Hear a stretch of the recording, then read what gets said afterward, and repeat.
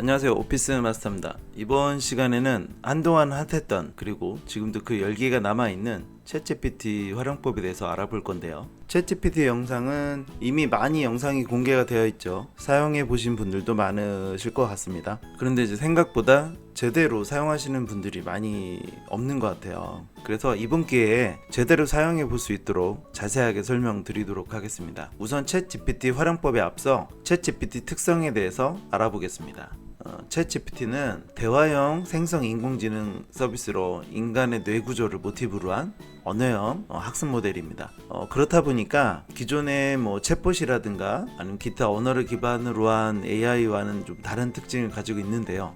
우선 첫 번째 특징은 챗GPT는 자연어, 즉 일상생활에 쓰는 언어죠. 자연어에 대한 이해도가 높아서 문장을 통한 대화가 가능하고 그에 따른 자연스러운 연계 지문이 가능합니다. 즉 문장으로 채팅을 하신다고 생각하시면 되겠죠. 자, 두 번째 특성은 프롬프트, 즉 명령어가 구체적이면 구체적일수록 정확한 답변 도출이 가능하다는 겁니다. 어떻게 보면 답변의 형태에 따라서 아웃풋의 수준이 달라진다고 할 수 있는데요. 이 점이 가장 중요합니다. 그래서 챗GPT를 잘 활용한다는 건 결국 질문 수준에 의해 결정된다고도 볼 수 있습니다. 이 부분은 뒤에서 자세하게 설명드리도록 하겠습니다. 세 번째는 활용하는 데이터의 작성 기준은 21년 9월까지 자료로 이후에 발생한 데이터는 출력에 한계가 있습니다. 물론 이제 보조 프로그램 활용하면 이후 데이터 수집도 가능하긴 하지만 기본적인 구성은 21년 9월까지입니다. 자, 제가 기본적인 내용을 지금 입력을 했는데요. 내용을 보시면 아시겠지만 21년도 이후 데이터에 대해서는 정확하지 않은 답변이다 라고 나와 있죠. 자, 네 번째 특징은 언어적 모델이다 보니까 숫자 계산 등의 연산 부분은 오류가 있을 수 있습니다. 예를 들어서 왼쪽이 두 개 숫자의 곱셈의 값이고요. 그리고 오른쪽이 챗GPT 계산 결과인데요. 어이없게도 챗GPT 결과값이 틀린 걸 알 수 있습니다. 즉 언어형 모델의 한계인 것 같습니다. 그리고 다섯 번째 특징, 챗GPT가 언어 구조의 파라미터 값을 조합하는 프로세스를 가지고 있는데 그 조합하는 과정에서 거짓 정보를 생성하거나 편향된 결과값을 도출하는 사례가 있습니다. 그래서 자료의 수치 정확성이 요구가 될 경우에는 별도 검증이 필요합니다. 제가 예를 한번 들어보겠습니다. 대한민국의 2016년도부터 2020년도 남녀의 인구수를 표로 나타내 달라는 프롬프트를 작성해 보겠습니다. 자, 결과값이 나왔는데요. 대략 추정 이런 값이 나와 있습니다. 자, 같은 질문을 다시 질문을 해보면 결과값이 또 달라지는 걸 확인할 수 있죠.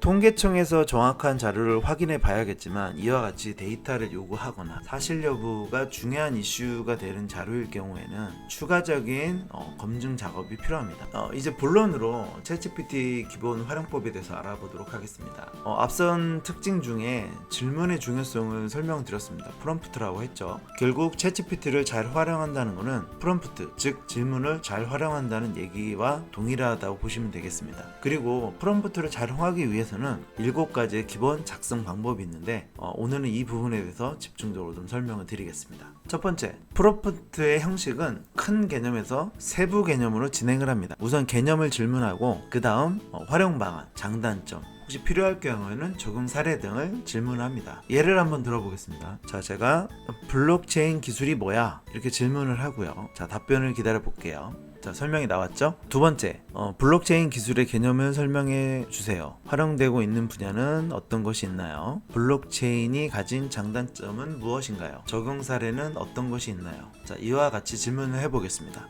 자, 결과값이 확연히 차이가 나죠.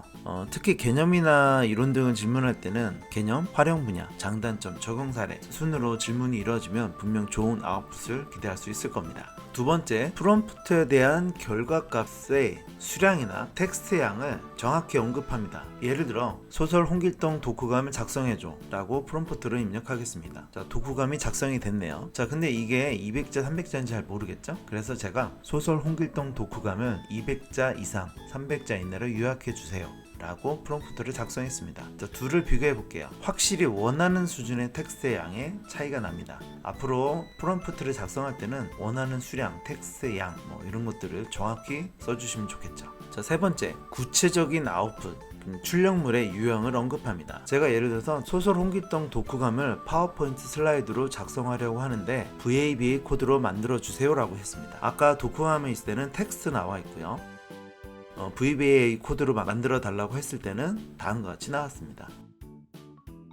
즉 아웃풋의 유형을 정확하게 언급을 하시는 게 중요한 요소가 되겠습니다. 자, 네 번째, 출력물 아웃풋의 톤과 스타일을 정해줍니다. 이건 기본적으로 글쓰기 유형에서 자주 쓰는 건데요. 챗GPT는 언어형 알고리즘이라고 말씀드렸습니다. 따라서 아웃풋의 톤과 스타일 조정이 가능합니다. 그러기 위해서는 프롬프트 입력 후 부수적으로 스타일을 지정해 주시면 좋습니다. 자, 예를 한번 들어보겠습니다. 대한민국의 삼권 분립 제도에 대해서 설명해 주세요. 라이팅 스타일은 컨버세이션으로 진행해 주세요. 라고 입력을 했습니다. 자, 결과값이 나왔죠? 그 다음에 다른 프롬프트로 작성해 볼게요. 대한민국의 상권 분립 제도에 대해서 설명해 주세요. 톤은 유머러스하게 작성해 주세요. 자, 결과값이 나왔는데 확연히 글의 스타일이 달라졌습니다. 자, 그 다음에 이런 것들을 조합할 수도 있겠죠. 톤은 어떻고 스타일은 어떻고, 톤과 스타일을 변경할 수 있습니다. 예를 들어서 무슨 말투로 작성해 주세요. 그 다음에 라이팅 스타일 뭐뭐뭐, 그 다음에 라이팅 인 뭐뭐뭐 스타일, 이런 식으로 프롬프트를 작성해 주시면 여러분이 이제 톤과 스타일을 원하는 수준의 아웃풋을 얻어낼 수 있습니다. 자, 다섯 번째, 설명이 어렵거나 난해할 경우에는 설명의 난이도를 요청합니다. 예를 들어서 비트코인에 대해서 설명해 줘 라는 프롬프트를 입력하면 다음과 같이 나옵니다. 근데 좀 어렵죠? 제가 이걸 다른 프롬프트로 적용해 보겠습니다. 비트코인에 대해서 초등학생도 이해할 수 있도록 설명해 주세요 라고 프롬프트를 작성했습니다. 자, 결과값이 다르게 나타났습니다. 두 번째는 확실히 쉬운 용어로 쉽게 설명이 돼 있죠. 그러니까 설명의 난이도가 맞지 않을 때는 난이도를 조정해서 생성을 할 수도 있는 거죠. 자, 이렇게 난이도를 조정할 수도 있습니다. 자, 여섯 번째, 챗GPT한테 역할을 정의를 해주고 정의한 역할에 대해서 구체적으로 바라는 점을 가이드해 주는 겁니다. 자, 예를 들어서 뭐뭐처럼 행동해 주세요. 아니면 영어로 act as a, act as on 뭐뭐뭐, 이런 식으로 하면은 뭐뭐처럼 행동해 주세요 라고 할 수도 있죠. act as a math teacher, English teacher, 이런 식으로 영어 선생님처럼 행동해 주세요, 수학 선생님처럼 행동해 주세요, 이런 것도 활용할 수도 있는 겁니다. 그 이후에 질문을 하면 기본 데이터를 수집하는 것보다 훨씬 더 상황에 맞게끔 답변을 해줍니다. 마지막으로 일곱 번째, 이미지 정보, 특히 사진 같은 거 정보에 대한 답변을 원할 때는 모바일 카카오톡에서 이용하시면 됩니다. 우선 카카오톡 플러스 친구에 에스크업이라고 검색을 합니다. 자, 여기 플러스 표시 있죠? 자, 이걸 누르시면 등록이 됩니다.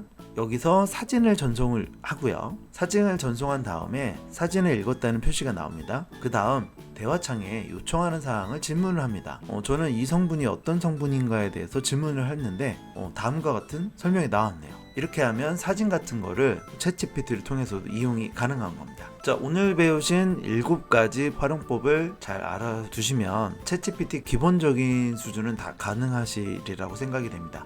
다음 시간에는 챗GPT 활용법의 두 번째 시간인데, 실제 여러분이 비즈니스 실무에서 챗GPT를 활용하는 방법을 좀 자세하게 설명드릴 예정입니다. 꼭 시청해 주셨으면 좋겠고요. 영상이 도움이 되셨으면 구독, 좋아요, 알림 설정 꼭 부탁드리겠습니다. 오늘도 수고 많으셨습니다. 이상 오피스 마스터였습니다. 감사합니다.